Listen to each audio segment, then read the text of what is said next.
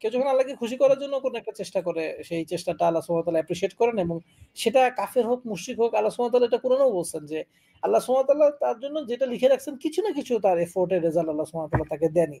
তো সুতরাং কাফের মুশরিককে যদি দিতে পারেন মুসলমানকে কেন দিবেন না? অবশ্যই তিনি দিবেন। কিন্তু মুসলিমদের ক্ষেত্রে আল্লাহ সুবহানাহু ওয়া তাআলা কিছু জিনিস মে একটু রেস্ট্রিকশন দিয়ে রাখেন যাতে সে নষ্ট না হয়ে যায় বা সে বিপথে না চলে যায়। কিন্তু আদার দ্যান দ্যাট অবশ্যই একটা মানুষ পরিশ্রম করলে ফল পাবে এটা কিন্তু আল্লাহ সুবহানাহু ওয়া তাআলা কোরআনে বলছেন আরকি এটা যে শুধু আমি বলতে করতেছি বা এটা আমরা যে শুধু নরমাল কমন সেন্স থেকে বলি তা না। এটা আল্লাহ সুবহানাহু ওয়া তাআলা কোরআনে বলছেন। সূরা নজমের ব্যাপারটা আছে যে মানুষ যা তাই পায় যার জন্য সে চেষ্টা করে। তার মানে জি। ডেফিনিটলি আমি কোন কাজ একটা করছি, কোন একটা এফোর্ট দিছি আমি এই এফোর্ট এর রেজাল্ট হিসেবে আমি একটা জিনিস পাইছি। নট নেসেসারিলি এটাকে খুব লিনিয়ার হইতে হবে যে ভাই আমি এখানে এই গাছে পানি দিছি, ওই কারণে এই গাছটা বড় হইছে, বড় হয়ে আমাকে ফল দিছে। আমি যে গাছে পানি দিছি হইতেও পারে যে গাছটা মরে গেছে, এখানে হইল না।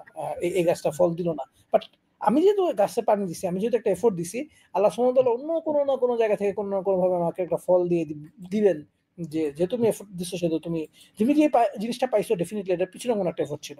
এফোর্ট ছাড়া জি। আল্লাহ সুবহানাহু ওয়া তাআলা কাউকে কিছু দেন না। ইভেন জান্নাতও এফোর্ট ছাড়া না।